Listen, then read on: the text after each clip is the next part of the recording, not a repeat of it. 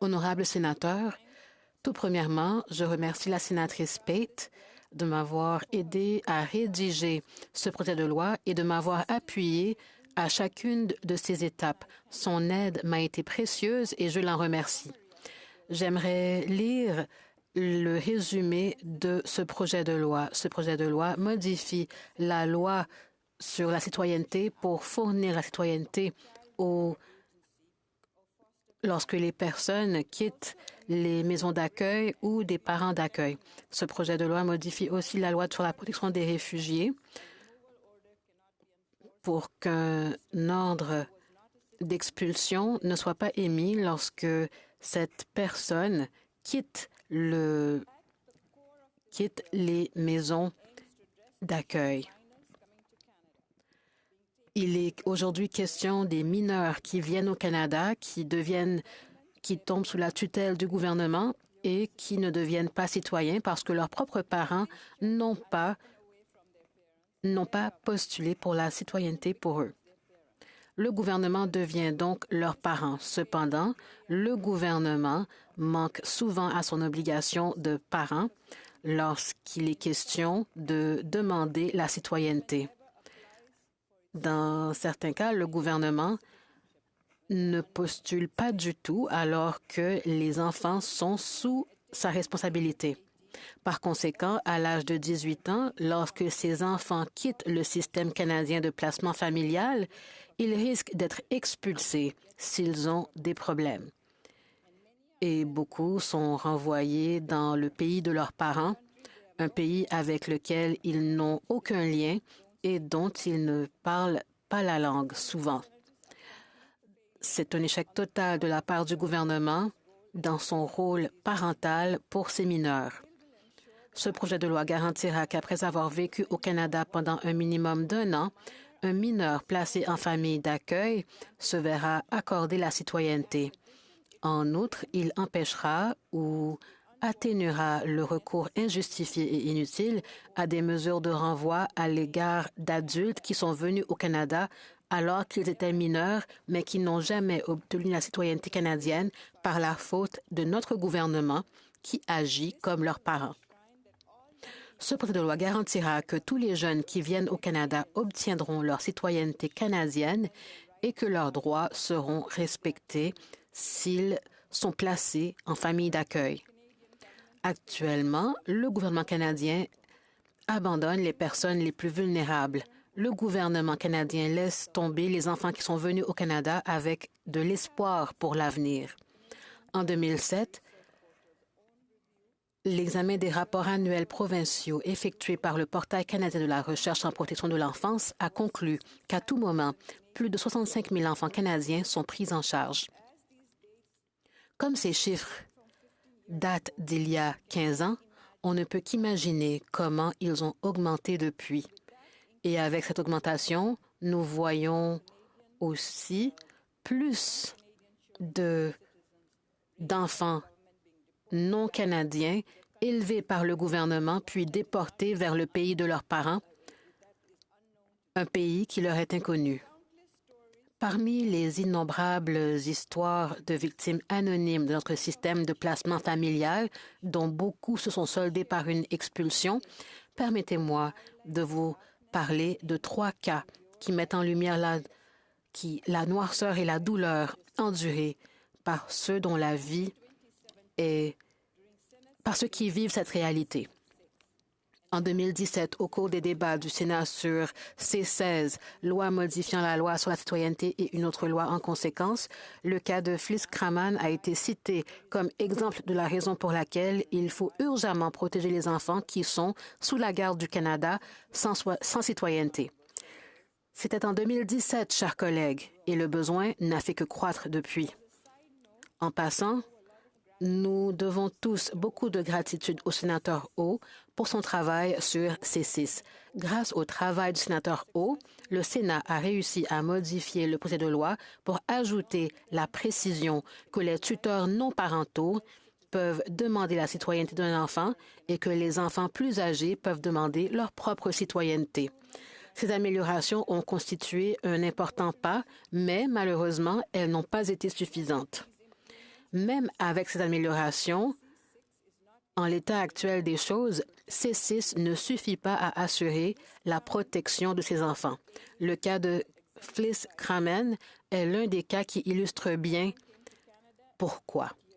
Fliss Kramen est arrivée au Canada à l'âge de 8 ans et est devenue une pupille de la couronne à l'âge de 11 ans. Elle avait des problèmes de santé mentale et avait souffert de violences et d'abus sexuels pendant toute son enfance au Canada. Lorsqu'elle a commis une infraction à l'âge de 33 ans, Mme Kraman, mère de 4 enfants et chef cuisinière professionnelle, a découvert qu'elle n'avait jamais obtenu la citoyenneté canadienne. Après sa libération de l'établissement Nova pour les femmes de Truro, en Nouvelle-Écosse, Mme Kraman a été placée en détention par l'Agence des services frontaliers du Canada. Alors qu'elle était sous leur garde, Mme Kraman est tombée très malade et a dû être hospitalisée en raison d'une perforation de l'intestin. Pendant son séjour à l'hôpital, Mme Kraman était enchaînée à son lit. C'est dans cette position que Mme Kraman a entendu lors d'une audience qu'elle était susceptible d'être renvoyée du Canada. Imaginez, cette jeune femme est arrivée au Canada en provenance du Royaume-Uni, a passé son enfance dans un centre d'accueil et est devenue adulte avec des enfants et un emploi stable, a eu des problèmes et s'est retrouvée sur un lit d'hôpital en apprenant qu'elle devait quitter le pays. Elle ne connaissait pas le pays d'origine de ses parents.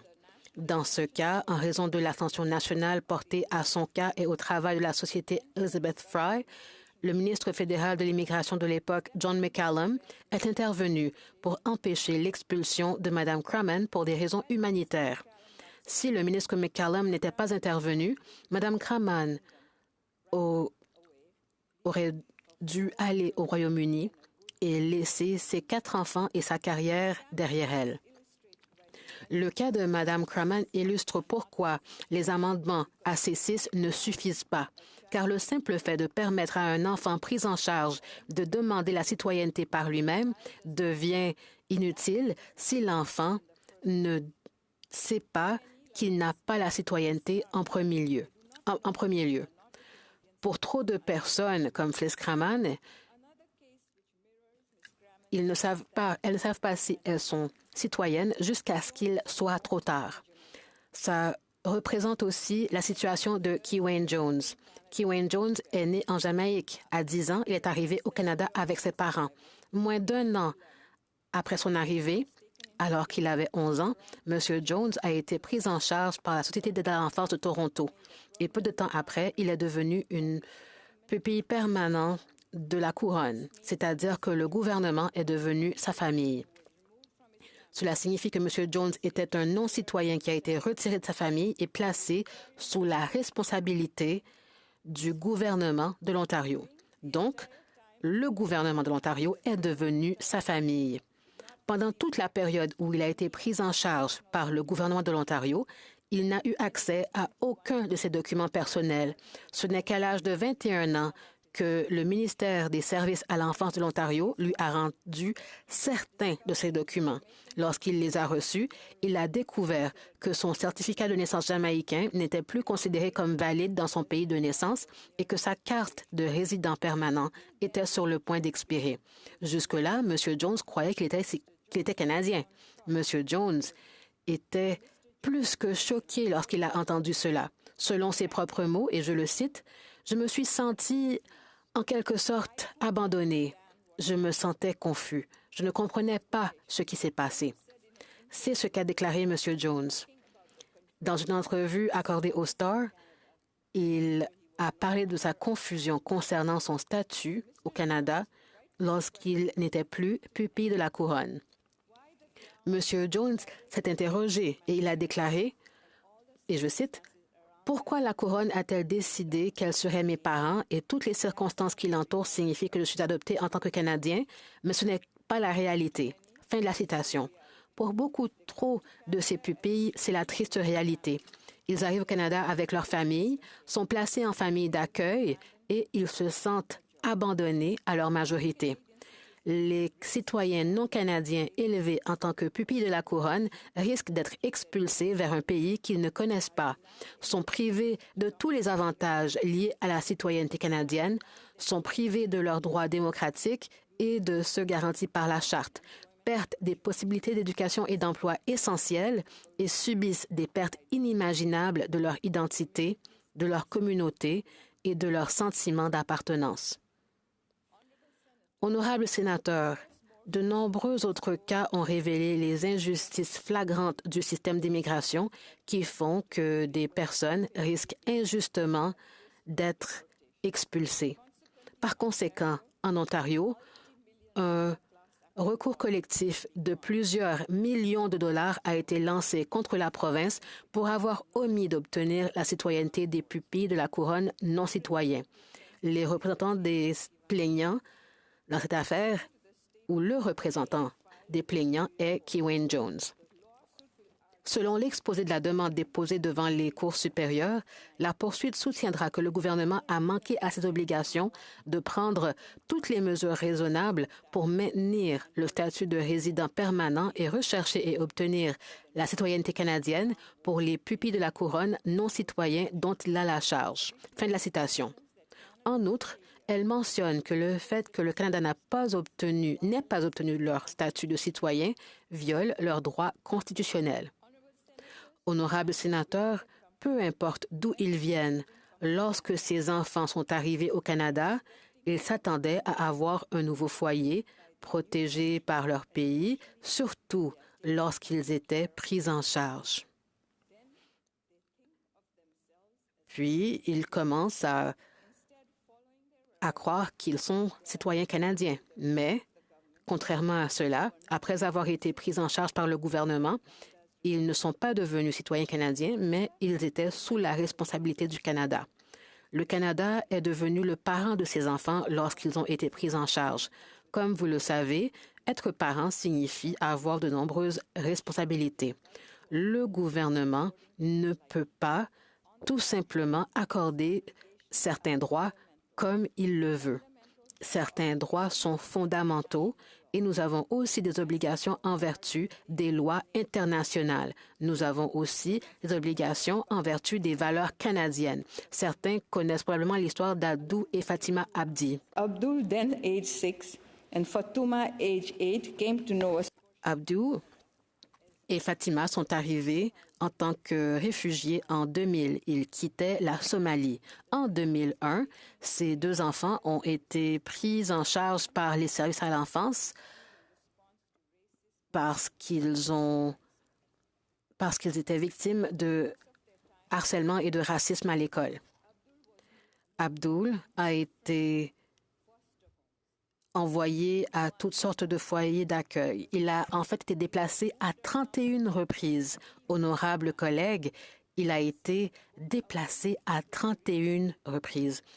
Abdou et Fatima ont parlé d'abus physiques et sexuels et émotionnels alors qu'ils étaient sous la tutelle de parents d'accueil.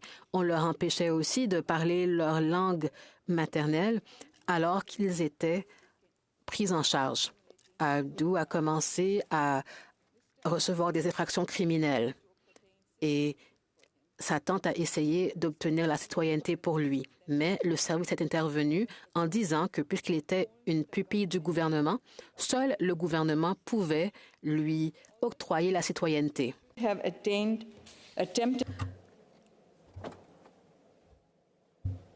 Ils n'ont pas tenté d'obtenir la citoyenneté pour lui, mais ils ne l'ont pas fait.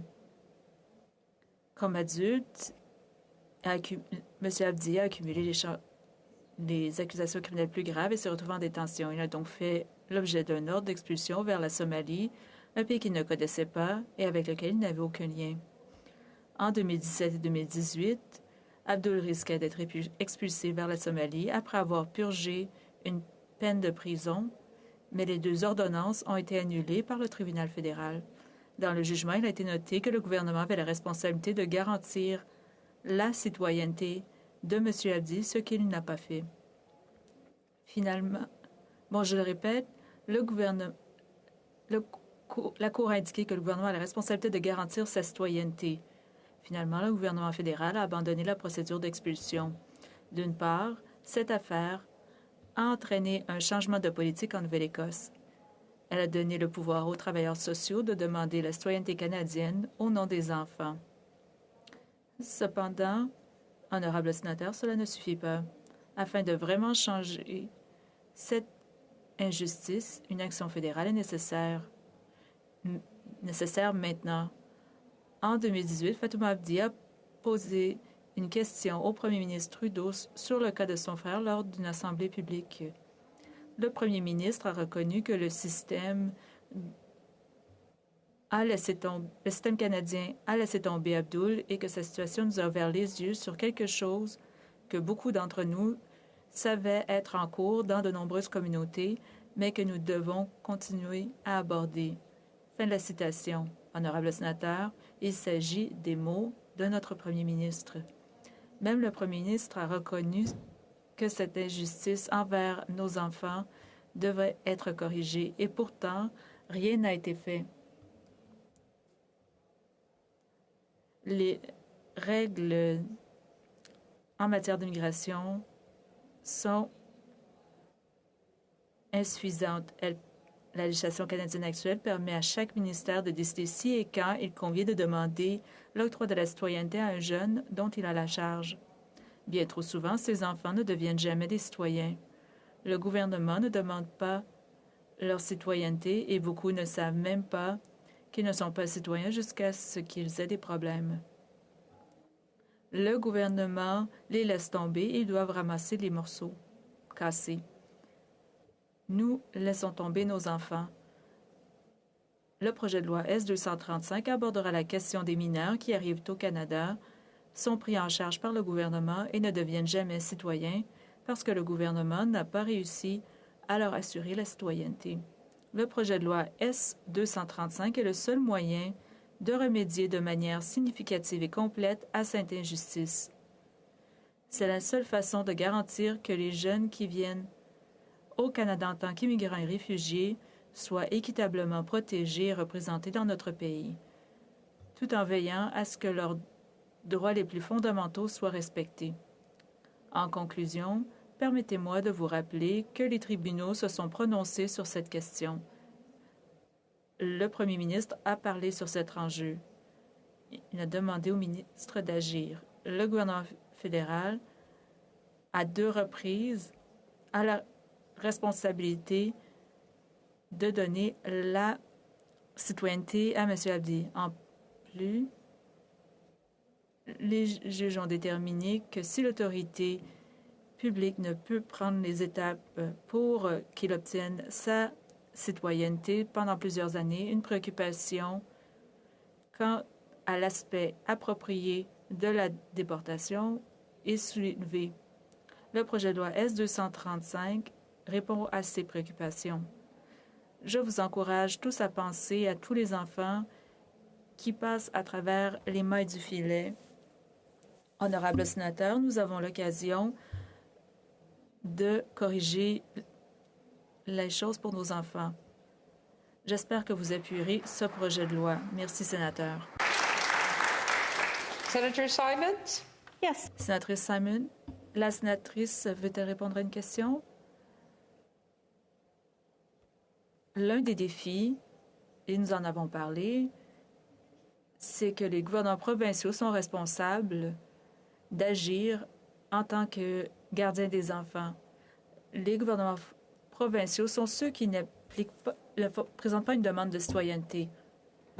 Bon, on peut dire aux provinces quoi faire, mais que croyez-vous que votre projet de loi fera pour que les provinces puissent demander la citoyenneté pour ces jeunes? Merci, sénatrice Simons.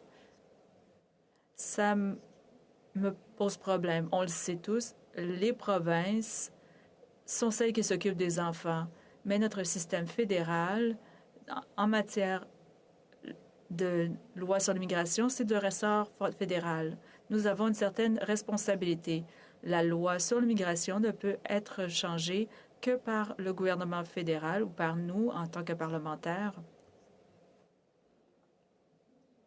C'est la beauté de notre système fédéral. Si le droit fédéral change et devient la loi au pays, les provinces devraient faire les demandes de citoyenneté. J'y ai beaucoup réfléchi, mais c'est la seule façon d'aller de l'avant. Les tribunaux nous l'ont dit également. Les provinces n'ont pas de loi sur l'immigration.